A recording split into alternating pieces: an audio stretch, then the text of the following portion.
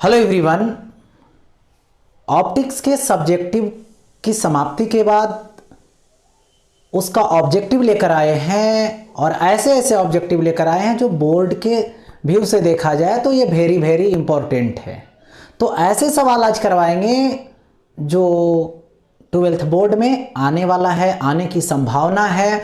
तो देखिए फर्स्ट सवाल इसमें है ऑब्जेक्टिव के रूप में, दूरदृष्टि दोष को दूर करने के लिए प्रयुक्त लेंस होता है, यानी to remove hypermetropia lens used is, यानी दूरदृष्टि दोष किसी को हो गया तो उसको दूर करने के लिए कौन सा लेंस यूज करते हैं। ठीक है, उत्तल लेंस, अवतल लेंस, बेलनाकार या समतल, यानी कॉन्वेक्स, कनकेव, सिलेंड्रिकल या फिर प्लेनो कॉन्वेक्स। तो देखिए होता क्या है, जो दोष बोलेगा, जैसे दूर बोल रहा है तो दूर की वस्तु क्लियर है, दूर की वस्तु देखने में कोई प्रॉब्लम नहीं है। दिक्कत किस में है? नज़दीक वाला में। और कोई भी सामान्य आदमी के लिए क्या होता है, दूर बिंदु अनंत होती है, यानी अनंत है, और नज़दीक बिंदु 25 सेंटीमीटर है। तो इसमें क्या है, दूरदृष्टि दोष है, यानी अनंत तक देख पा रहा है लेकिन 25 सेंटीमीटर को देखने में दिक्कत हो रहा है। निकट बिंदु इसके लिए प्रॉब्लम खड़ा कर रहा है, देख नहीं पा रहा है।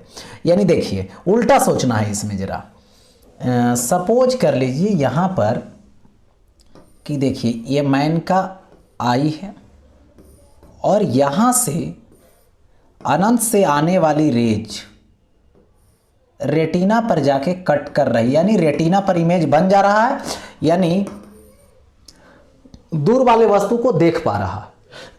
लेकिन यही नजदीक जो यहां पर 25 सेंटीमीटर पर है, डी पर है, उसको देखने में इसकी प्रॉब्लम हो रही है। क्या हो रही है इसका? ये देखिए रेटिना से बाहर कट करता है, जिसके कारण इस ऑब्जेक्ट को देख नहीं पाता है। ठीक है, तो इसको ऐसा लेंस चाहिए जो क्या करे, रेटिना पर कट करवावे, मतलब आने वाली जो यहां से चलने वाली रेज है उसको और मोड़ने का काम करे, और कन्वर्ज करने की जरूरत है। तो और कन्वर्ज कौन करता है? कन्वर्ज कौन करता है ना, मिलाता कौन है सबको, सब रेज को? तो उत्तल लेंस। यानी इसके लिए कौन सी लेंस यूज होगा? तो यहां पे उत्तल लेंस जो कॉन्वर्जिंग है, यानी कन्वेक्स लेंस। ठीक है, तब ये जो है से नजदीक वाले से जो रेज चला, चश्मा लगेगा, तुरंत उसको मोड़ेगा और रेटिना पे कट करवा देगा। चलिए ये क्या हो गया, आंसर हो गया उत्तल लेंस। आगे बढ़ते हैं। किसी प्रिज्म पर एक वर्णी का मतलब जिसका सिंगल वेवलेंथ हो, जैसे रेड हो गया, ग्रीन हो गया, ऐसा। ठीक है, एक वर्णी प्रकाश के आपतित होने पर निम्न में से कौन सी घटना होती है? तो प्रिज्म का दो रोल है। यदि फर्स्ट रोल क्या है, वो डेविएट करती है, डेविएशन करता है। लेकिन यदि उसके पास बहुत सारे वेवलेंथ वाले एक साथ जाएंगे तो सबको अलग अलग भी कर देगा। किसके कारण? डेविएशन के कारण, विचलन के कारण। जिसका वेवलेंथ कम रहेगा उसको ज़्यादा डेविएट करेगा, और जिसका वेवलेंथ क्या रहेगा, ज़्यादा रहेगा, उसको कम डेविएट करेगा। जिसको कम वेवलेंथ रहेगा उसको ज़्यादा डेविएट करेगा। लेकिन यहाँ तो एक ही वेवलेंथ है तो एक ही डेविएशन होगा, तो सिर्फ और सिर्फ क्या करेगा, डेविएट करेगा, सिर्फ और सिर्फ विचलन करेगा। तो यहाँ पर विचलन कौन सा है, विचलन जरा देखिए, तो यहाँ पे बी है। ठीक है, यानी डेविएशन सिर्फ करेगा। यानी यहाँ पर प्रिज्म पर मोनोक्रोमैटिक लाइट आएगा, मोनोक्रोमैटिक लाइट इंसिडेंट होगा तो सिर्फ प्रिज्म डेविएट करेगा।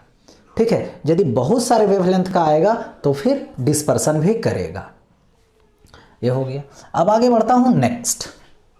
देखिए, यदि सी क्रांतिक कोण है तथा म्यू प्रिज्म का अपवर्तनांक है तो कौन संबंध सही है? ठीक है, यानी if C critical angle and mu refractive index of prism which relation is correct, कौन सा रिलेशन करेक्ट होगा? चलिए देखिए, तो इसके लिए मैं बता दूं, देखो ये प्रिज्म हुआ, देखिए, और इधर एयर है, इसका रिफ्रैक्टिव इंडेक्स म्यू है। यहां पर एक नॉर्मल खींच दीजिए, ये नॉर्मल खींच दिया मैंने, यहां से रे ऑफ लाइट आया, और ये क्रिटिकल एंगल होगा तो ये 90 डिग्री एंगल बनाकर जाएगा। कितना बनाकर जाएगा? 90 डिग्री बनाकर जाएगा। यानी ये सघन माध्यम है, ये विरल माध्यम है, यानी डेंसर है और ये रेयर है। तो इसमें से प्रिज्म से एयर में जाएगा तब तो क्रिटिकल एंगल पे जाएगा, तो जो अपवर्तन कोण है यानी जो एंगल ऑफ रिफ्रैक्शन है वो तो 90 डिग्री का होगा। तो देखिए स्नेल लॉ लगाइए, mu sine C is equal to, इसका तो 1 होगा, 1 साइन 90 डिग्री, ये स्नेल लॉ है। तो देखिए mu sine C is equal to 1 होगा, क्योंकि साइन 91 होता है, साइन 91, तो sine C is equal to 1 by mu, या नहीं तो mu is equal to 1 by sine C. तो अब यहां पे देखना है कि कौन सा ऑप्शन होगा। C is equal to 10 mu आ रहा है, नहीं आ रहा है।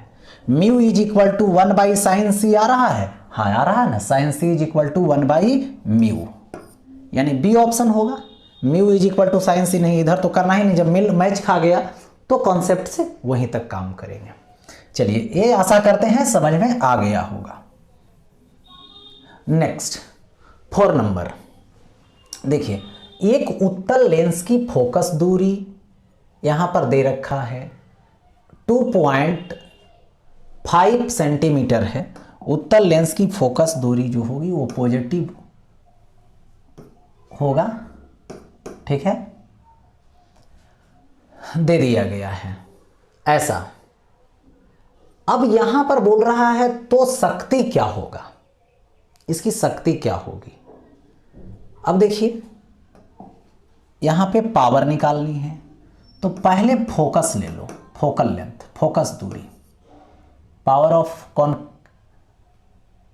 अरे यार यहां पे देखो किसी एक लेंस को मान लो, ये इसको कैंसिल कर देते हैं, ये कॉन्वेक्स ही ले लेते हैं,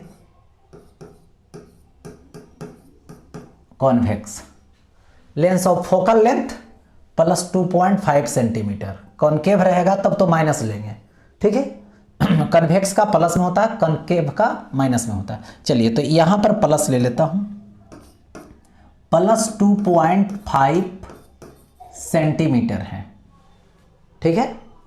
अब देखिए तो एफ हो गया, ये इसको मीटर में कन्वर्ट कर दीजिए, तो 2.5 मीटर में आएगा तो 100 से डिवाइड करना पड़ जाएगा, ठीक है। अब पावर निकालनी है, तो power is equal to 1 by F, तो 1 बाई एफ, एफ का वैल्यू 2.5 मीटर और 100 ऊपर चला जाएगा तो पॉइंट हटेगा, कैंसिल हो जाएगा, ठीक है। और यही कैंसिल आउट करेंगे तो 25 चौके 100 यानी 40 पर मीटर, पर मीटर मतलब डायोप्टर, क्या चीज में आया, प्लस में, ठीक है। यदि कन्वेक्स है तो प्लस में आया, यही कनकेव लेते तो माइनस में आ जाता, ठीक है, यानी प्लस 40 सेंटीमीटर। तो पावर का फॉर्मूला लगाकर निकाल दिए, ठीक है। अब देखो आगे नेक्स्ट, इसमें यदि एक लेंस ऐसे पदार्थ से बनाया गया है जिसका अपवर्तनांक म्यू है तो लेंस मेकर सूत्र होगा, यानी if a lens made of a material of refractive index mu is placed in air then the lens makers formula takes the form. देखिए तो लेंस मेकर फार्मूला क्या होता है, 1 by F is equal to mu minus 1 into 1 by R1 minus 1 by R2, यही lens maker formula है। तो lens maker formula इसमें choose कीजिए कौन सा आ रहा है, तो इसमें आपका मैच कर रहा है, देखिए C, 1 by F is equal to mu minus 1, 1 by R1 minus 1 by R2 दे दिया गया। अब यहां पर आता है नेक्स्ट, जब एक प्रकाश माने जब प्रकाश वायु से कांच में प्रवेश करता है तब उसका तरंगदैर्ध्य बढ़ता है, घटता है या परिवर्तित रहता है, इनमें से कोई नहीं। देखिए when light इंटर्स glass from its wavelength, यानी एयर से ग्लास में जा रहा है, यानी रेयर से डेंसर में जा रहा है। एयर क्या है, वायु क्या है, रेयर है, और ग्लास क्या है, डेंसर है। तो डेंसर में जाएगा, सघन में जाएगा तो स्पीड तो कम जाएगा। तो देखो फार्मूला क्या होता है, यहाँ पर फार्मूला होती है v is equal to frequency into lambda. यदि सोर्स, जैसे यहाँ पे सोर्स है, लाइट चल रहा है, इससे हवा से ग्लास में गया, तो इस लाइट के लिए सोर्स तो एक ही है, हवा में प्रवेश कर रही है या तो गमन कर रही तब, और ग्लास में गमन कर रही तब, सोर्स तो एक ही है। तो इस समय फ्रीक्वेंसी कांस्टेंट हो जाएगा, और फ्रीक्वेंसी जब कांस्टेंट हो जाएगा तो ये क्या हो जाएगा, है ना, भी भाइरिज लेमडा हो जाएगा, यानी लेमडा यानी तरंगदैर्ध्य। तो क्या होगा, भी यदि कम रहा है तो लेमडा भी कम जाएगा, डायरेक्टली प्रोपोर्शनल है, सीधा समानुपाती है, घटने पे घटेगा और बढ़ने पे बढ़ेगा। यानी इसका ऑप्शन देखा जाए तो क्या होगा, डिक्रीज करेगा। तो डिक्रीज करेगा यानी बी, यानी डिक्रीज करेगा तो बी। और यही कहता ग्लास से एयर में जा रहा है तो फिर स्पीड बढ़ेगा, तो स्पीड बढ़ेगा तो वेवलेंथ भी बढ़ेगा, यानी तरंगदैर्ध्य भी उस केस में बढ़ेगा। ओके, आगे बढ़ता हूं। देखिए अब इसमें आता है, ठीक है, पानी तथा कांच का अपवर्तनांक क्रमशः 4/3 और ये क्या है 3/2 है। तो देखिए ये क्या है, ध्यान दीजिएगा, पानी का, यानी ये हो गया म्यू डब्ल्यू। ये देखिए ये किसका है, ग्लास का, तो ये हो गया म्यू जी। ठीक है, कांच का अपवर्तनांक पानी के सापेक्ष क्या होगा, यानी कांच का निकालना है, कांच का निकालना है किसके रिलेटिव, पानी के रिलेटिव, वाटर के रिलेटिव, यानी the refractive index of water and glass are इतना। तो ये हो गया क्या चीज, यहाँ पे वही म्यू डब्ल्यू, और ये क्या हो गया, ये हो गया म्यू जी। ठीक है, तो अब क्या बोल रहा है, refractive index of glass with respect to water, water के रेस्पेक्ट में। तो क्या होगा, देखो ग्लास का निकालना है वाटर के रेस्पेक्ट में, तो ग्लास वाला में वाटर वाला से डिवाइड कर देंगे। ठीक है, अब देखो डिवाइड करता हूं तो समझिए, ग्लास वाला कितना है, देखिए ग्लास वाला है 3/2 बाई, क्या करेंगे, वाटर वाला रखेंगे, तो वाटर का कितना है 4/3, 3 ऊपर चला जाएगा 3 के पास तो 9, और 2 और 4 तो 8 आएगा, मैथमेटिकल। तो 9/8। अब देखना है 9/8 कौन सा मैच कर रहा है, तो देखो 9/8 सी मैच कर रहा है, फार्मूला से लगा दिए, रिलेटिव वाला फार्मूला से। चलिए ठीक है, ये हो गया। अब आगे देखना है, देखिए क्या है, पानी तथा कांच का अपवर्तनांक क्रमशः दे रखा है। अगर देखिए, हाँ ये किसका हो गया, पानी का यानी वाटर का, ये किसका हो गया, कांच का यानी ग्लास का। पानी कांच युग्म के लिए क्रांतिक कोण होगा, क्रिटिकल एंगल होगा। ठीक है, अब देखिए, तो यहां पे द रिफ्रैक्टिव इंडेक्स है ना, index of water and glass are इतना एंड इतना respectively, what is the critical angle for the glass water pair, glass water pair के लिए। तो ये तो पक्का पता है कि रिफ्रैक्टिव इंडेक्स इसका ग्लास का ज़्यादा है, कांच का ज़्यादा है, और पानी का कम है। तो पानी हो गया क्या चीज़, रेयर, और ये ग्लास क्या हो गया, डेंसर। और इसके पेयर के लिए क्रिटिकल एंगल लेनी है, तो देखिए फिक्स कंडीशन लगाइए। देखिए यहां पर क्या करो कि ये देखो कांच हो गया, और इसके ऊपर क्या है, यहां पर पानी है यानी वाटर है। ठीक है, इससे अब देखो क्रिटिकल कंडीशन के लिए क्या होनी चाहिए, लाइट कांच से पानी में जाना चाहिए, यानी डेंसर से रेयर में जाना चाहिए। तो यहां से ऐसा करो, लाइट को भेजो, भेज दिए, ये एंगल सी है, ऐसे जाएगा, कितना डिग्री बनाएगा 90 डिग्री, यही तो क्रिटिकल कंडीशन है। अब देखो ये हो गया म्यू जी और ये हो गया म्यू डब्ल्यू, फार्मूला लगाओ स्नेल्स लॉ, तो ये हो जाएगा mu G sine C is equal to mu W sine 90 degree, क्योंकि इसमें 90 डिग्री बना रहा है।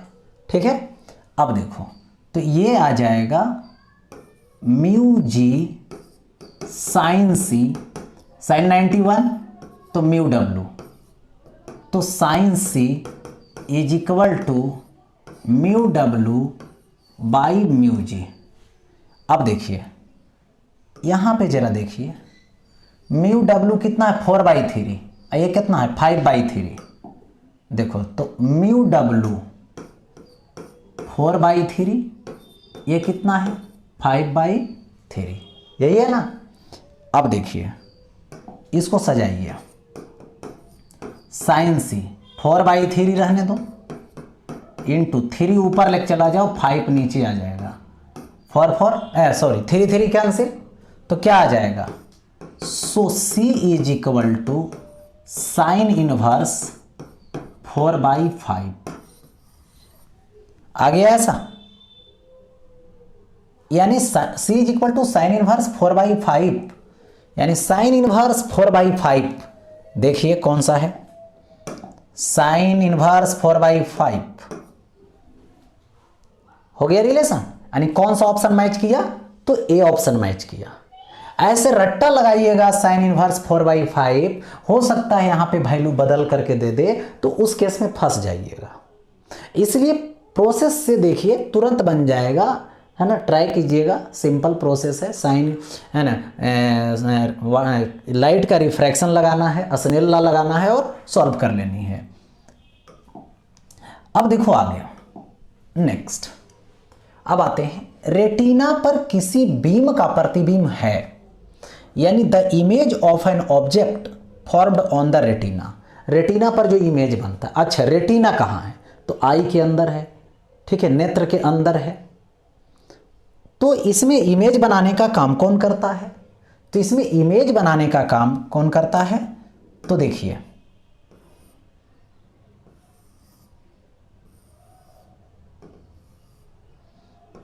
इसमें देखिए ये लेंस है, कैसा लेंस है, ये वाला जो लेंस है कन्वेक्स है, यही उत्तल लेंस ये रेटिना पर इमेज बनाता है इधर वाले ऑब्जेक्ट का, जैसे ये भी ऑब्जेक्ट इसका इमेज रेटिना पर बना रहा, तो इस लेंस की बात करें इधर से इधर इमेज बना रहा है।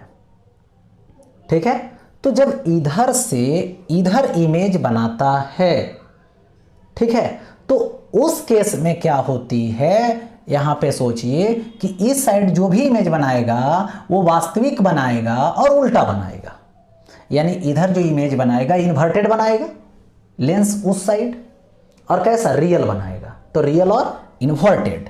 तो रियल और इन्वर्टेड देखा जाए यानी वास्तविक और उल्टा, तो कौन सा है, बी, यानी रियल एंड इन्वर्टेड। ठीक है, अब देखते हैं आगे नेक्स्ट, व्यतिकरण फ्रिंज की चौड़ाई होती है, यानी width of interference fringe as, यानी देखो होता क्या है यहां पे फ्रिंज की चौड़ाई beta is equal to D lambda by small D, यह है वेवलेंथ जो लाइट यूज किया जाता है। डी क्या है, स्क्रीन का डिस्टेंस है, और डी क्या है, जो दोनों स्लिट यूज होता है इंटरफेरेंस में, अंश डबल स्लिट एक्सपेरिमेंट में, उसका सेपरेशन है, उसके बीच की दूरी है, तो D lambda by small D. अब इसमें कंसीडर करें तो D lambda by small D, तो D lambda by small D ये हो गया, तो ये क्या आ गया, ए नंबर आ गया, यानी beta is equal to D lambda by small D दे दिया गया, हो गया ऐसा। चलिए तो ए बन गया। अब आगे बढ़ता हूं नेक्स्ट, देखिए नेक्स्ट में क्या है, प्रकाश का वेग महत्तम होता है। ठीक है, यानी प्रकाश का वेग महत्तम होता है, तो देखिए लाइट की स्पीड मैक्सिमम होगी कहां, जिस मीडियम का डेंसिटी कम होगा, यानी डेंसर कम होगा, यानी रेयर जो होगा उसमें ज़्यादा होगा, और जितना ज़्यादा डेंसर होगा उतना स्पीड कम होगा। तो यहाँ पर मैं बात करूँ कि देखिए, तो इसमें सपोज कीजिए हवा है, शीशा है, पानी है, निर्वात है, तो निर्वात में सबसे ज़्यादा, ठीक है, फिर हवा में, फिर पानी में, फिर शीशा में। तो महत्तम किस में हुआ? सबसे ज़्यादा हुआ निर्वात में, यानी वैक्यूम में, ठीक है, और हवा में, देखो शीशा में सबसे कम, शीशा सबसे ज़्यादा डेंसर है, ठीक है, तो ये हो गया वैक्यूम। अब देखिए प्रकाशिक पथ बराबर होता है, क्या दे रखा है? प्रकाशिक जो पथ है वो किसके बराबर होता है? देखिए प्रकाशीय पथ भी इसको बोलते हैं, ठीक है, यानी optical path is equal to, तो ये होता है म्यू टी। ये क्या होता है? Mu T. म्यू क्या है? अपवर्तनांक। टी क्या है? पथ की लंबाई, ठीक है, किसी माध्यम में पथ की लंबाई है, और ई जो हो जाएगा वो फ्री स्पेस में हो जाएगा, या तो हवा में हो जाएगा, इतना दूरी, ठीक है। तो ये हो जाएगा, देखिए यहाँ पर जरा समझिए कि अपवर्तनांक गुने पथ की लंबाई, ठीक है, यानी refractive index into path length, optical path is equal to. Next, अब देखिए ये आता है इसमें, ठीक है, कि यौगिक सूक्ष्मदर्शी की नली की लंबाई बढ़ाने से आवर्धन जो क्षमता है, ठीक है, आवर्धन क्षमता बढ़ती है, घटती है, नहीं बदलती है, शून्य हो जाती है, ठीक है, यानी on increasing the length of the tube of compound microscope magnifying power, increase decrease does not change become zero. देखिए होता क्या एक्चुअली, इसका केस होता है यहाँ पे मैग्निफिकेशन का L D by F O into F E, ये फॉर्मूला होती है। तो इसमें देखो एल बढ़ाएंगे तो एम बढ़ेगा, यानी आवर्धन जो क्षमता है वो बढ़ेगा, और घटाएंगे तो घटेगा। तो लंबाई क्या कर रहे हैं? इसको बढ़ा रहे हैं, यानी बढ़ेगा, तो बढ़ेगा यानी बढ़ती है, यानी क्या करती है? इंक्रीज करती है, इस फॉर्मूला के अकॉर्डिंग। अब देखो आगे बढ़ता हूं, नेक्स्ट। अब आगे है नेक्स्ट में 20 सेंटीमीटर फोकस दूरी वाले उत्तल लेंस की क्षमता डायोप्टर में होती है, यानी पावर निकालना है, क्षमता निकालनी है, किसका? The power of convex lens of focal length 20 centimetre in dioptre is, यानी डायोप्टर में निकालिए। तो यहां से सबसे पहले फोकल लेंथ जो दिया हुआ है उसकी मैं बात कर लूं, तो F is equal to 20 centimetre है। इसको मीटर में कन्वर्ट करूं तो इतना मीटर और बाई 100 हो जाएगा। मीटर में लाने के लिए 100 से डिवाइड करो सेंटीमीटर से।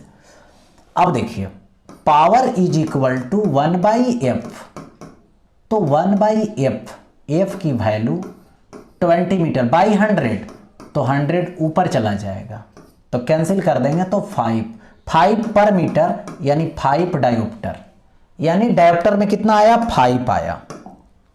कौन सा मैच किया? यहां पे बी नंबर मैच किया।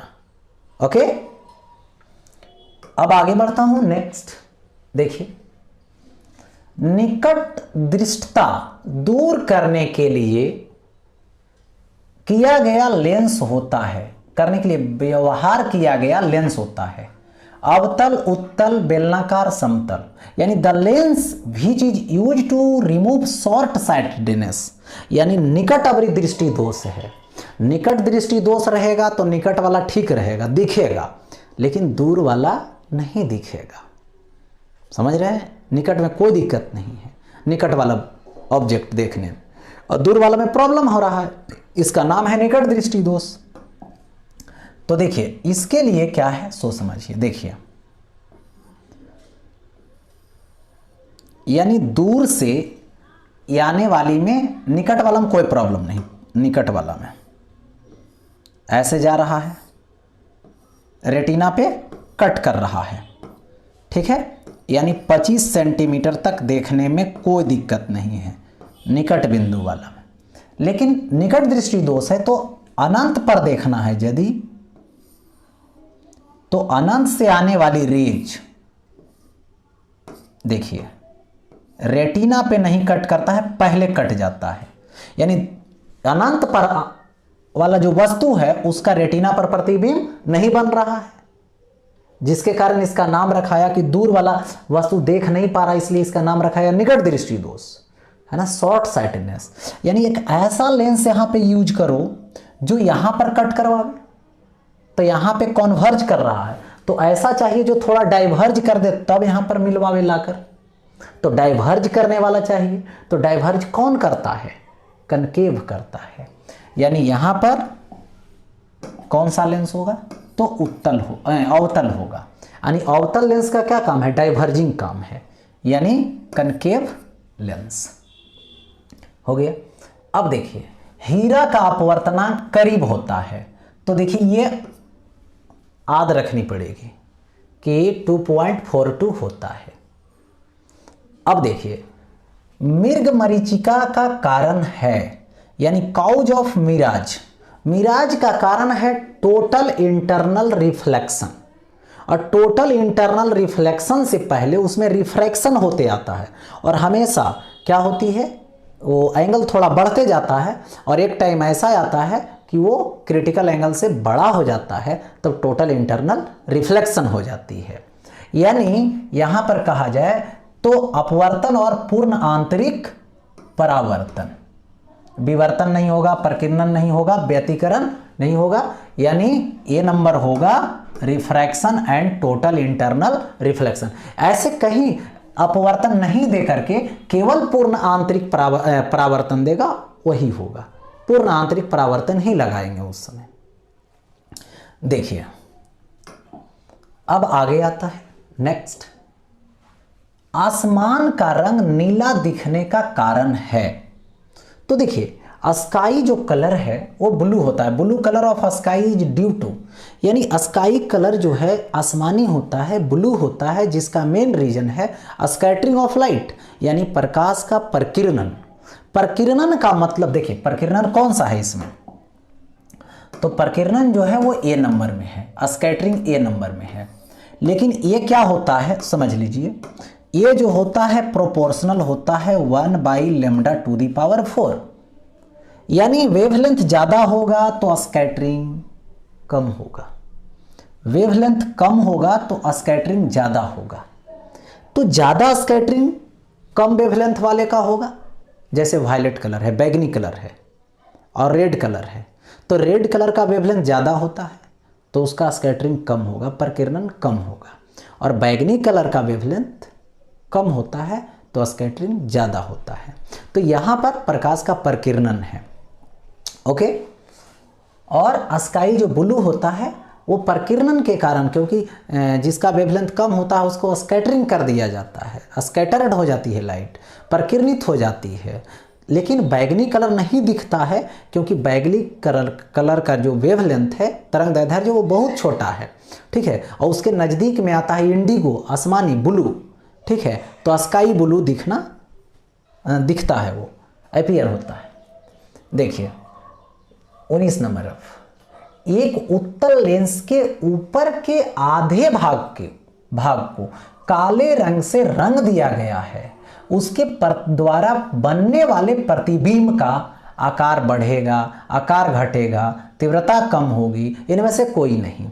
यानी the upper half of a convex lens is painted black, the image formed by it will have, ठीक है। यानी देखिए यहाँ पे मैं बता दूं सबसे पहले कि देखिए सपोज कीजिए, ओके, यहाँ पे ये लेंस है,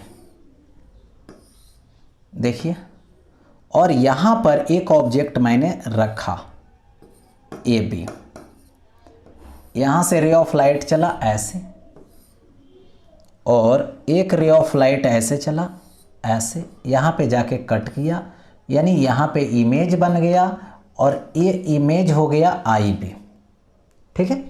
अब देखिए और जाएगा पैरेलल, हर पॉइंट से जाएगा पैरेलल, फोकस से होके गुजर जाएगा, और पैरेलल जाएगा, फोकस से होके गुजर जाएगा। ठीक है, अब देखिए यहाँ पर इधर भी एक फोकस होगा, तो यहाँ से रे ऑफ लाइट चली तो ये क्या हो जाएगी, पैरेलल हो गई। यहाँ से एक रे ऑफ लाइट चली इस फोकस से ऐसे, फिर पैरेलल हो गई। ठीक है, यहाँ से रे ऑफ लाइट चली इस फोकस से, फिर पैरेलल हो गई। देखो तो यहाँ पे ऊपर वाले पार्ट से भी, लेंस के ऊपर वाले पार्ट से भी लाइट आ रही है और नीचे वाले पार्ट से। यदि इसको पेपर से ढक दें तो ऊपर वाले पार्ट तो इमेज का फॉर्मेशन कर देगा, लेकिन इधर से जो लाइट आ रही है उस लाइट को रोक दिया जाएगा। तो लाइट की अमाउंट कम आएगी, इमेज तो उतना ही बनेगा।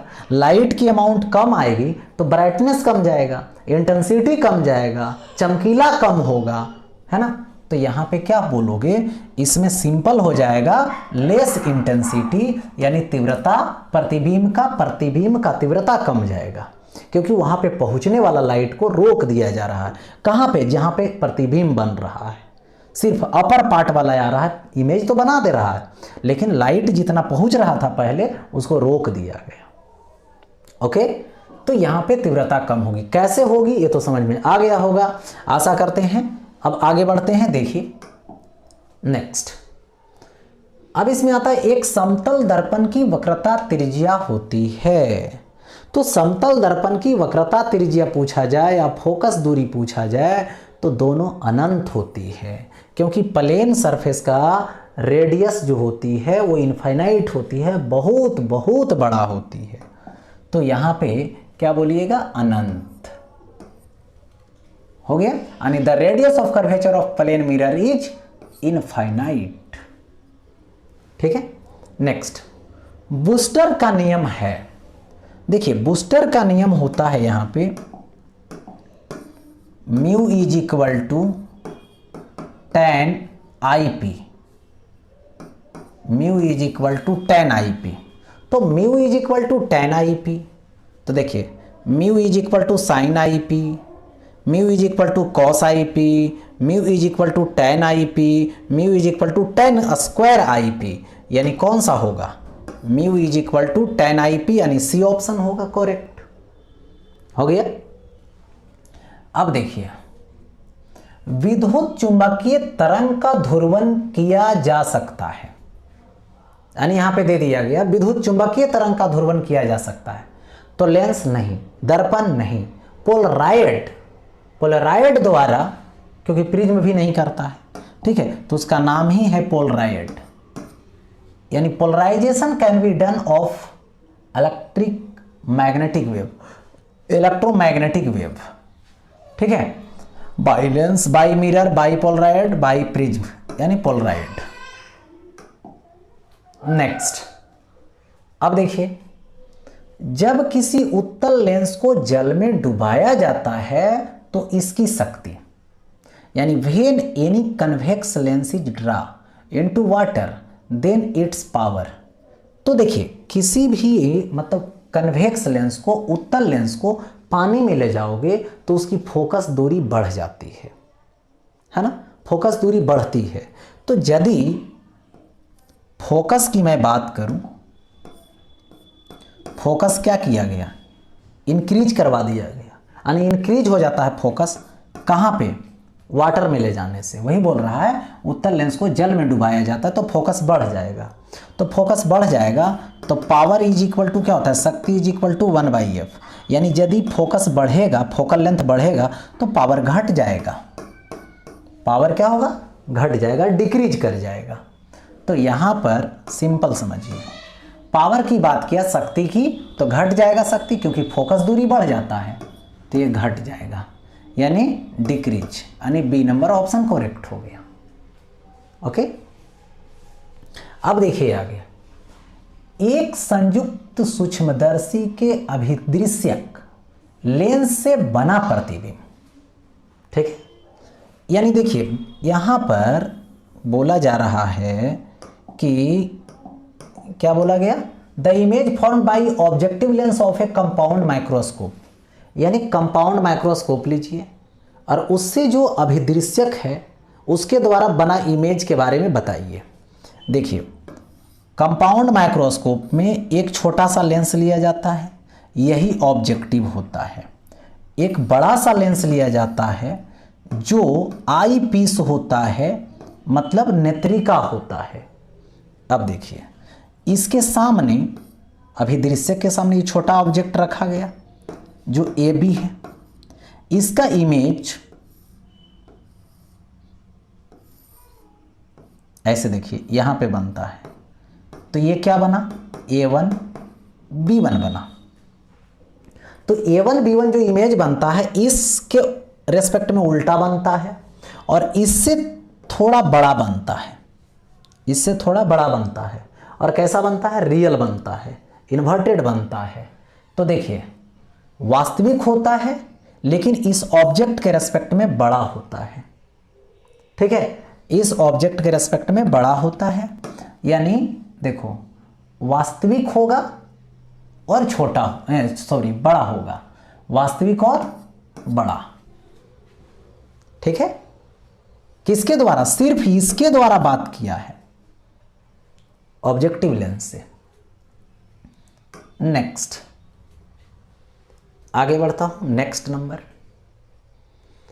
एक उत्तल लेंस को ऐसे द्रव में डुबाया जाता है जिसका अपवर्तनांक लेंस के पदार्थ के अपवर्तनांक के बराबर हो, तो लेंस की फोकस दूरी बताइए। ठीक है, यहां पे बताना है, तो लेंस की फोकस दूरी बताना है। ठीक है, कब, जब सेम मटेरियल में डुबा दिया गया तब फोकस दूरी क्या होगी, तो वो एक प्लेन ग्लास की तरह बिहेव करता है और उसकी फोकस दूरी इनफाइनाइट हो जाती है, क्योंकि प्लेन ग्लास है, प्लेन ग्लास इनफाइनाइट पे जाके कट करता है उससे। यानी तो ऐसे फार्मूला से सोचो, लेंस मेकर फार्मूला लगा दो, ये होता है म्यू। तो ये जो म्यू होता है वो ग्लास का बाई मीडियम का होता है।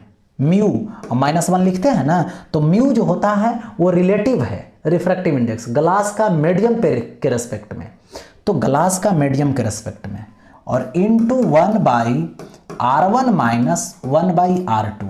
तो यहां पर बोला डुबाया जाता है, तो अपवर्तनांक लेंस के पदार्थ का और अपवर्तनांक के बराबर है, यानी जो ग्लास का है वही मीडियम का, तो 1 हो जाएगा। इतना बाई इक्वल है दोनों, तो 1 -1 तो 0, तो 0 हो गया। तो 1/f इज इक्वल टू 0, यानी f इज इक्वल टू 1/0, यानी इसको क्या बोलिएगा, इनफाइनाइट बोलिएगा, फोकस दूरी अनंत बोलिएगा इस केस में। ठीक है, ये R1/R2 है। अब देखिए, तो अनंत होगी, तो यहां पर मैं बात करूं अनंत होगी, यानी एक convex lens is dipped in a liquid whose refractive index is equal to refractive index of material of lens, यानी ग्लास जो है मटेरियल ग्लास का बना है और ये मीडियम, दोनों इक्वल है। यहां पर म्यू लिखते थे ऐसे, 1/f is equal to mu -1, तो म्यू वहां क्या है, जो लेंस है उसका मटेरियल और जो चारों तरफ का मीडियम है उसका रिफ्रैक्टिव इंडेक्स, दोनों का रिलेटिव है, यहाँ पे relative of lens with respect to medium वहां पर।